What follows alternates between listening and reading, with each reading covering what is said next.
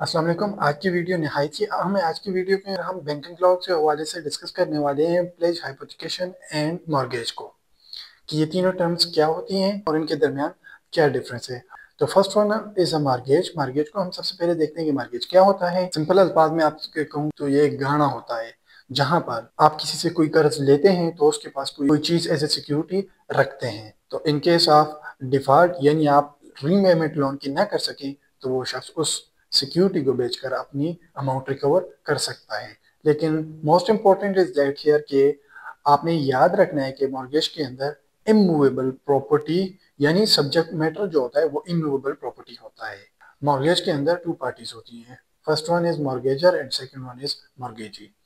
अगर आप deeply mortgage को स्टडी करना चाहते हैं तो ट्रांसफर ऑफ प्रॉपर्टी एक्ट 18(2) के सेक्शन 58 को देख सकते हैं। और इस मॉर्गेज की मैं आपको एक छोटी सी एग्जांपल भी दे देता हूँ कि जब आप बैंक से लोन लेते हैं तो बैंक के अंदर आप किसी ज़मीन के कागजात वगैरह जमा करा देते हैं, तो बैंक आपको सिक्योरिटी रखने की बिना पर जो लोन देता है तो आप इसे एज ए मॉर्गेज कंसिडर कर सकते हैं। Second one is pledge.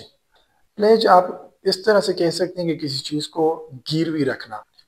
ये बेलमेंट की एक तरह की किस्म है जहां पर प्रॉपर्टी को कॉन्ट्रैक्ट में स्पेसिफिक टाइम तक होल्ड किया जाता है। रिमेंबर दैट प्लेज के अंदर फिजिकल पोजीशन दिया जाता है और most important condition is that के प्लेज के अंदर मूवेबल प्रॉपर्टी सब्जेक्ट मैटर होती है लाइक गोल्ड एक्सेट्रा।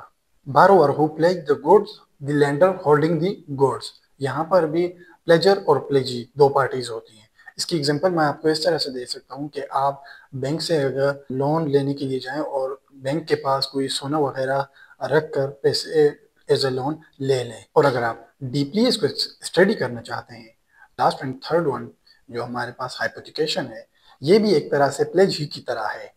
लेकिन रिमेंबर दैट कि हाइपोथिकेशन में फिजिकल पोजीशन नहीं दिया जाता, कब्जा आपके पास ही रहता है। सब्जेक्ट मैटर यहाँ पे मूवेबल प्रॉपर्टी होती है। यहाँ पर भी दो पार्टीज होती हैं, हाइपोथिकेटर एंड हाइपोथिकेटी।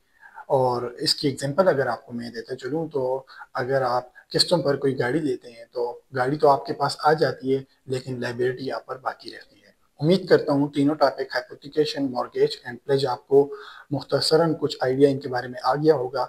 मजीद इस तरह की